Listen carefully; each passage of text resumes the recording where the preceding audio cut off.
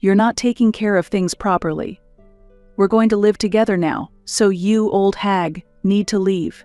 We'll pay $1,700 for living expenses." My sister Margot said that with a grin. Upon hearing this, my husband Raphael, who had been silent until now, said, "Oh, is that okay?" Then good luck with the $7,000 in living expenses, he laughed cheerfully. What? $7,000? Margot clearly couldn't hide her confusion. It seemed she couldn't understand why the amount jumped from $1,700 to $7,000. Smiling, Raphael said, "Look at this," and showed Margot and the others a detailed statement that explained the $7,000 expenses. Upon seeing the details, Margot and the others turned pale, but we left them to it and said, "Well, we'll be leaving then." After that, we left the house. My name is Penny, and I am 37 years old. I've been married to Raphael for 13 years. We both work and recently bought a new house close to our workplace, where we now live. My parents had been living in a rental apartment up to now, and my sister Margot and I grew up in that apartment. That apartment held many memories. However, the apartment is deteriorating and is scheduled for demolition in 6 months. My parents were forced to move out and were looking for a new place when Raphael suggested, "It's going to be hard for your parents to find a new place now. We have a spare room, and if they think it's a good idea, they should definitely come live with us." My parents are already over 70, and there has always been a constant worry about whether they could respond quickly in an emergency. So Raphael's idea to live together was very reassuring for me. Raphael himself is the second son, and his parents are already living with his elder brother's family, which might be why he was particularly enthusiastic about our parents living with us. My parents happily agreed to our plan to live together. My heart was full of gratitude to Raphael. At that time, as my parents were preparing to move to their new home, they consulted us. "We're thinking of having Margot and her friends help us move. Is that okay?" It turns out when my parents talked to Margot about the move, she responded, "Mark and I will help out." At first, my parents were inclined to decline, but ultimately Margot persuaded them. Hearing this, I was enveloped in mixed emotions. In fact, Margot and her husband Mark live in an apartment just a 15-minute train ride away, and this was their first visit since I bought my new house. Originally, I had told Margot about the new house, but I hadn't shared the details. The reason was that they had been financially troubled and had often relied on me for help, which had started 5 years ago. One day, out of the blue, Margot called to say, "I've decided to get married." At that time, our relationship was normal, so I sincerely asked, "Congratulations, what's he like?" Margot, a bit shyly, happily said, "His name is Mark, and he's very charming. He works as a carpenter, and he wants me to focus on the household." However, Margot's attitude began to change gradually after that. She started asking for money. "Big sister, I'm really sorry, but could you lend me $500? It's been raining a lot lately, and Mark hasn't been able to work much, so we're short on living expenses. I'll pay you back with my next paycheck. Please help." She began asking almost every month. Initially, I lent her money casually, but recently I have stopped doing so. The reason is that Margot has never paid me back. Recently, when I refused another of Margot's requests for money, she furiously accused me. "You're stingy. It's just $500, isn't it? You work for a big company, so you should be able to afford it. Do something to help your struggling sister." With Margot coming to my house, I'm afraid she might ask for more money. The reason is that my house is quite spacious. Therefore, it wouldn't be surprising if Margot assumes that we have financial flexibility. I was looking forward to the day my parents move in, yet I spent my days filled with anxiety. And then, the scheduled Sunday for my parents' move arrived. I was nervous, waiting for the arrival of my parents and Margot and her husband. That day, Raphael was suddenly called into work, so he wasn't at home. As a result, I had to welcome them by myself. After a while, the doorbell rang. When I opened the door, Margot was standing there holding our mother's suitcase, saying, "Sis, the luggage is heavy. Hurry up and open the door." But wow, what a big house. It looks so grand, I'm envious. "Mark," with a somewhat condescending tone, said Penny, "don't just stand there, let us in." He was carrying a small chest of drawers, clearly struggling with it. "Sure, please come in." In this way, I welcomed Margot and her husband into my home. When Margot was shown the bedroom designated for our parents, she murmured in a low voice, "This is your parents' room?" "It's bigger than my apartment." "Is it really okay?" "Such a big room, I'm grateful, but..." Mom asked modestly. Dad seemed a bit confused as he gazed around. "We weren't really using this room." I assured my parents that they weren't imposing anything on us. In fact, this room was originally intended as a child's room. However, my husband and I have been busy and haven't been proactive about having children for 13 years. That's why we decided to offer this unused room to my parents. You could have lent it to me. You're still stingy, sis," Margot commented while organizing our parents' luggage. Eventually, the moving process for my parents was completed in about 2 hours. This was because they had disposed of most of their belongings. All the appliances were picked up by recycling companies, and the proceeds were given to Margot and her husband as a token of gratitude for their help. Clothes and other small items were also given away to neighbors or disposed of. Thus, the room my parents moved into was spacious enough to accommodate all their belongings. "Margot, Mark, thank you," my mother expressed her gratitude. As Margot nodded to my mother's words, she turned to speak to me. "Would it be okay if I come to visit occasionally? Since our family home is gone, I want to see Mom and Dad," Margot said. Indeed, the apartment where my parents previously lived has been terminated. Given Margot's desire to see our mother, there's no particular reason to deny her visits. "So," I replied. "Of course, that's fine. However, I'm quite busy with work, so I won't have much time available." "No problem. Thank you." Margot expressed her gratitude. After that, Margot started visiting about once a week. Curiously, Mark often came along as well. Although Mark is supposed to be at work, he sometimes visits on weekdays, and my mother happily reports. Today, Mark has come along too. Since Margot and Mark's visits increased, troubling issues have arisen at home. Things are missing again. Every time I open the refrigerator or cabinets, I notice that food and household items are dwindling. Initially, it was just vegetables and toilet paper disappearing gradually. However, recently, expensive items like the premium ham my husband received from his boss for a mid-year gift and cosmetics I bought at the department store are missing. At first, I thought perhaps my mother was using them, but she said she wasn't involved.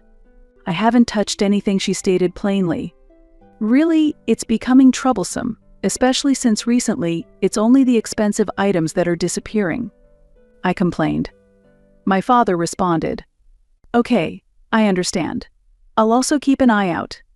Please, let's not cause any more trouble," I quietly told my parents.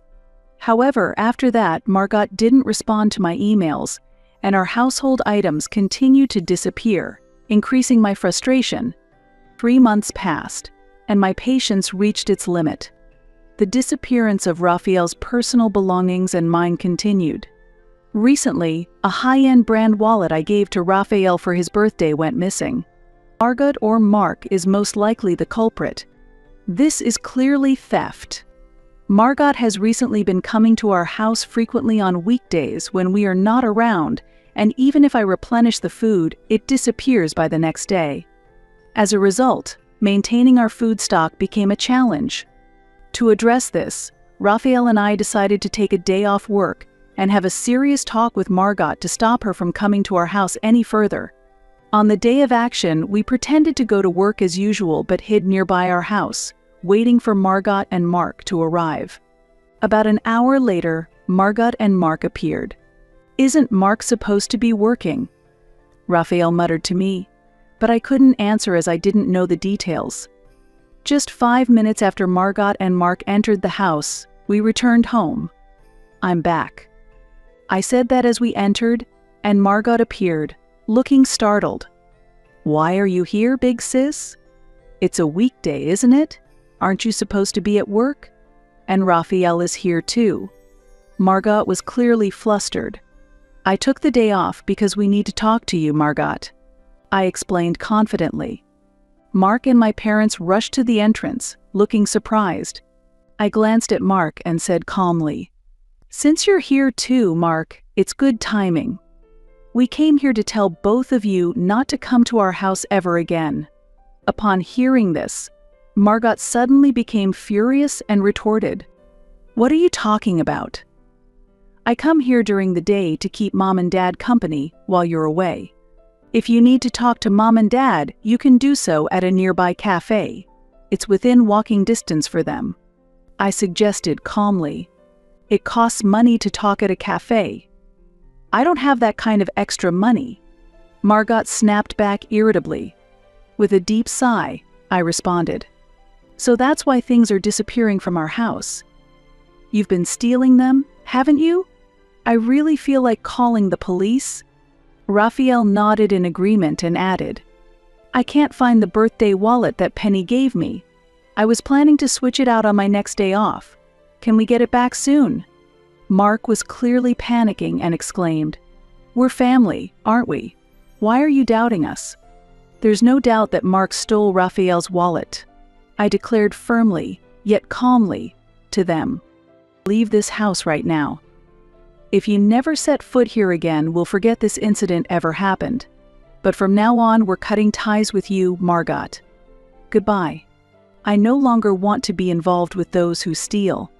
Although it's painful to admit that we don't have evidence of past thefts, there's nothing else to be done but to let it go. Nevertheless, Margot and her husband were not ready to accept this. So I won't be able to see Mom anymore. You villains. Margot shouted at me angrily. I then offered an alternative. How about you live with Mom and Dad then? You can be their companion every day.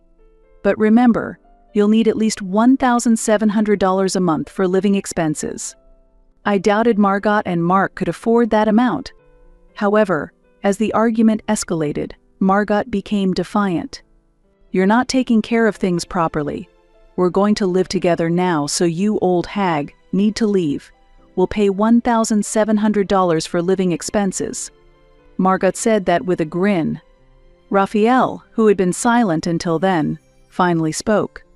Oh, is that so? Then good luck managing the $7,000 in living expenses. And he laughed brightly. What? $7,000? Margot was visibly confused. She didn't understand why the amount had jumped from $1,700 to $7,000.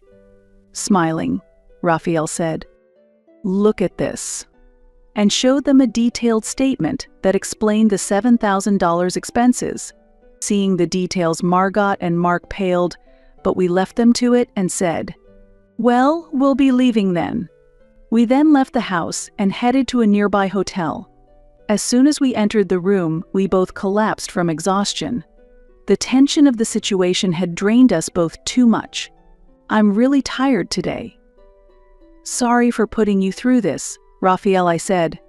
Even though it was still before noon, I felt extremely tired.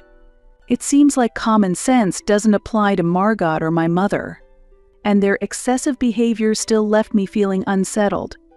Raphael said, You must be even more tired, Penny. Margot is unreasonable, but your mother-in-law is quite unusual too. It seemed like Mom was turning a blind eye to Margot and Mark's thievery, and she stayed silent during the recent argument. Perhaps Mom believes that she and Margot have done nothing wrong. Maybe she doesn't even recognize the theft as such because it's a family matter. Mom has always favored Margot, which is why she always prioritizes her requests. I was always focused on my studies and didn't bond much with Mom. I studied hard with the goal of getting into a top university. Thanks to my efforts, I was accepted into my first choice and later secured a job at a major company. On the other hand, Margot neglected her studies and was more interested in chatting and playing with Mom. As a result, she only managed to get into a mediocre university and struggled with job hunting. Margot was only hired as a contract employee, not a full-time one. However, it seems that for Mom, the less clever the child, the dearer they are. Mom always favored Margot, even making a distinction between our birthday presents. What should we do now? It's almost like we've been robbed of our home. Raphael asked timidly. It seems he feels unable to take any drastic action because Margot and Mom are his family. But for me, forgiving Margot and Mom is out of the question. Of course, we will fight this thoroughly, I answered resolutely. I explained the situation to Raphael calmly. Raphael nodded silently. Having been insulted to this extent, I resolved not to remain silent. I decided to sever my relationship with Mom, just like I did with Margot.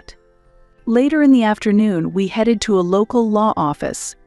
A few days later, we returned home with a lawyer. When we rang the doorbell, Margot answered, "Hi, what? Big sis. What do you want now?" "I have something to discuss about the house." "Please gather everyone in the living room," I asked Margot. "Why do I have to do that?" "It's such a hassle." Margot sounded annoyed. "Hurry up. We won't leave unless you do." "We have a lawyer with us," I said sternly. "Okay, fine." Margot responded, clearly rattled by the presence of the lawyer, and hurried off to call Mark and our parents. Eventually, everyone gathered in the living room, which was messy and littered with candy wrappers everywhere. We had cleaned the house thoroughly before we left, but it was clear that no one had touched it since. "So, what's this about?" "I don't really have anything to say." Margot started reluctantly. "Did you come to take back the house? We're living here now, so it's impossible." Mark said that to me with a smile. Mom also spoke to me. "Penny, you and Raphael have moved out, right? I'd prefer to continue living here with Margot and Mark. They keep me company, and it's fun being with them." "Being with you always made me feel like I had to be on my best behavior, which was exhausting," she said with a wry smile. Knowing that Mom saw me that way hurt a little. What was all the time we spent together for? Feeling empty from her remarks, I decided to cut off my feelings for Mom. "Raphael and I don't mind leaving this place at all," I replied. "Yeah, maybe we didn't need this big house after all," Raphael continued. "If that's the case." Margot suddenly brightened up. Mark and my parents also looked visibly pleased. Seeing their reactions, I delivered the final word. "However, there's a condition." "You guys will have to buy the house," I said, and Margot's face fell. "What? You mean the mortgage details we paid before you left?" $5,300 a month. Are you joking?" Margot objected to the amount, but the price was fair. The house is located near the center of town, just a 5-minute walk from the station, and features a spacious 4-bedroom layout. Thus, Raphael and I understood its value and had taken out a mortgage, making monthly payments. The reason for the $5,300 monthly payment was to reduce the total payment amount by paying off the mortgage sooner. The decision to opt for a shorter mortgage term to reduce interest had increased the monthly burden. It doesn't matter if you all don't agree. Raphael and I co-own this house, so if you want to continue living here, you'll need to buy it from us. Now please proceed, counselor, I said, handing over to our lawyer. The lawyer nodded confidently and told Margot and her family, "Here is the sales contract. Please check the amount, and we will need your signatures." Their expressions changed as they looked at the documents. "Why is the selling price $1,500,000? This is a ripoff," Margot exclaimed, trembling. However, this amount was calculated based on the remaining mortgage and was quite reasonable considering the market value of the area. As the lawyer explained the details, Margot and Mark's faces grew increasingly pale. "This is impossible. We can't afford this," Margot said, shaking. My parents were also astonished. They probably hadn't realized the house was worth so much. If you can't pay, then why have you been squatting here forever? I thought you wanted to stay and were planning to buy it. Now, please sign. Margot, you can take out a mortgage to cover it, right? I pressed. Trembling, Margot apologized. I'm sorry. I was just envious knowing you lived in such a nice house. I didn't think it through. Mark also muttered slowly, I'm sorry. But even if I work every day of the year, I wouldn't be able to earn that kind of money. Mom suggested to Dad, we can't afford this high amount. Maybe it would be better if Penny and Raphael live with us. We can eat delicious meals together. Dad looked distressed. I stated firmly, Raphael and I have no intention of living with you after being betrayed once. We plan to live our lives on our own from now on. We are also cutting ties with you, so please understand. I declared this to my parents. From now on, I would have no dealings with Margot or my parents. At that moment, Mom exclaimed in shock. What do you mean, cutting ties? Then, who will give us our allowance, she asked. Dad also looked pale. What do you mean by allowance? Margot asked, standing up and confronting her mother. In fact, in addition to the $1,700 for living expenses, we used to give Mom and Dad an allowance of about $2,000 a month. It has decreased a bit since we started living together, I replied. Margot was shocked, exclaiming, then $7,000 isn't nearly enough. How can you afford to give out so much money? Mark was also stunned. That's because Raphael and I work at a major corporation and have decent incomes. It would be impossible alone, but together we manage, I explained. Shocked by the disparity in income, Margot collapsed to the floor. But from now on, I won't have any dealings with you or Mom. It's your turn to take care of our parents, I said calmly, with a smile. Margot and our parents' faces went pale with shock.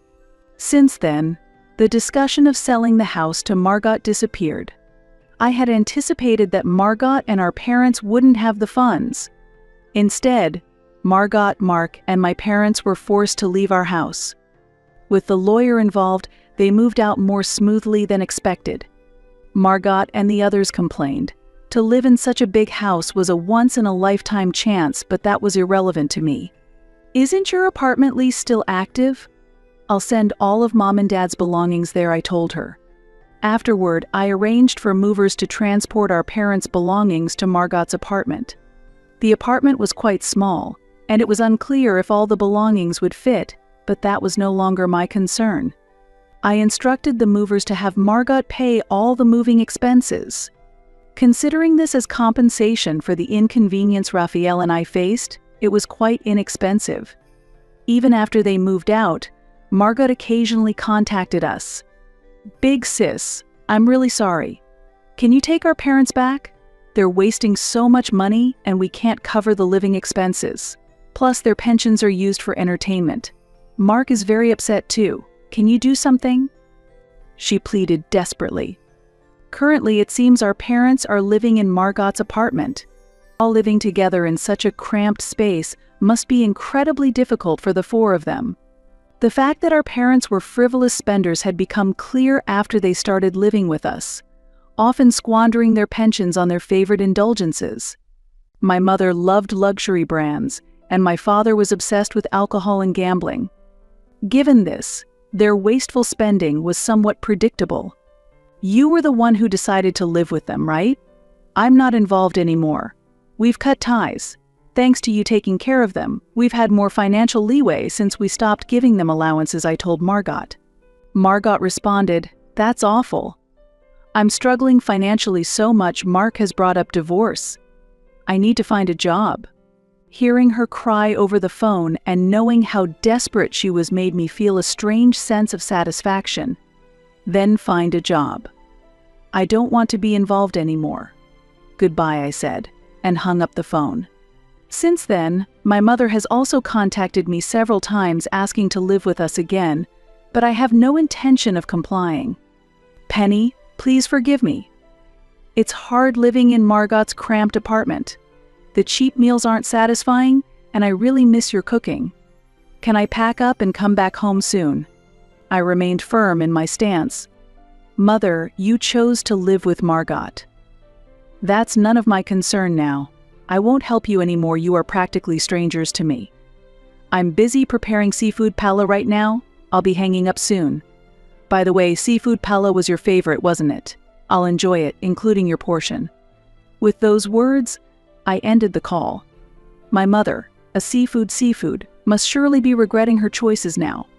3 years have passed, and Raphael and I continue to live our lives unchanged. There have been times when Margot or my mother visited and I had to call the police, but lately it has been peaceful. Ultimately, both Margot and my mother chose divorce. Mark and my father distanced themselves from them, understanding that this would allow them a more peaceful life. Margot, who has been dedicated to her family and lacks income or job experience, finds job hunting extremely difficult. My mother, who has been a homemaker for many years, only receives a small pension. It's clear that having such financially burdened people around makes it impossible to sustain a stable life. Thus, Mark and my father chose divorce and distanced themselves from Margot and my mother to achieve a better quality of life. While Mark and my father have managed to escape the immediate problems, they haven't completely evaded the consequences of their decisions. After splitting from Margot, Mark tried to return to his sporadic carpentry work, but it hasn't been going well.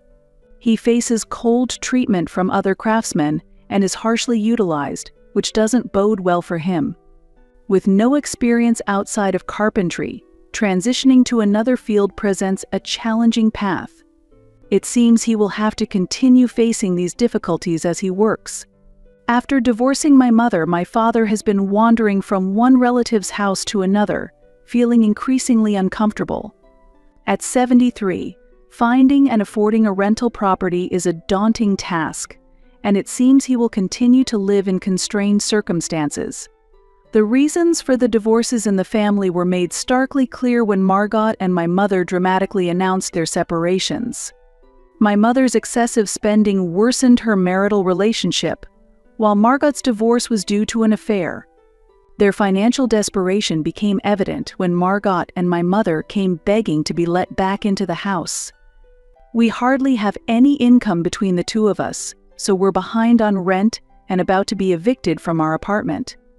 Please let us stay with you. As Margot began her plea, my mother, also desperate, shouted, "Help us. I don't mind if it's just me. Let me at least have some seafood. It wouldn't be fair just to help Mom, right?" At that moment, I had to call the police as Margot and my mother argued fiercely in front of our house. It's likely their personalities will never change. With the police involved, visits from Margot and my mother finally ceased, which was a relief. Since then, my life has taken a significant and joyful turn. I became miraculously pregnant. Now, with my belly quite large and walking becoming increasingly difficult, I've taken maternity leave, planning to extend it into parental leave until our child turns 1. Though we were worried about what might happen, we need to work even harder now. For our child, Raphael expressed his renewed commitment. Yes, from now on, it's about the 3 of us pulling together, I agreed, sharing a laugh with Raphael. Though I've cut ties with Margot and my parents, I have Raphael and our unborn child. Moving forward, we plan to cherish the family we have right in front of us, not just those bound by blood. I truly believe that from the bottom of my heart,